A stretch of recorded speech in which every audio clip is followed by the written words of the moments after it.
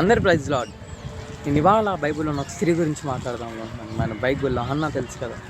Hannah ఎన్నో అవమానాలతో ఎన్నో ఇబ్బందులు పడుతున్న సమయంలో తనని ఇబ్బంది పెడుతున్న పెనీనాతో గొడవ పడకుండా ఓర్పుగా ఉంది. తను ఏదైతే బాధలో ఉందో, ఏదైతే దుఃఖపడుతుందో, ఏదైతే ఇబ్బంది పడుతుందో అవన్నీ దేవుడి సన్నిధిలో మొరపెట్టుకుంది. దేవుడు హన్నా ప్రార్థన విని హన్నాకు ఒక బిడ్డ ఇచ్చాడు. మన జీవితంలో కూడా అదే జరుగుతుంది.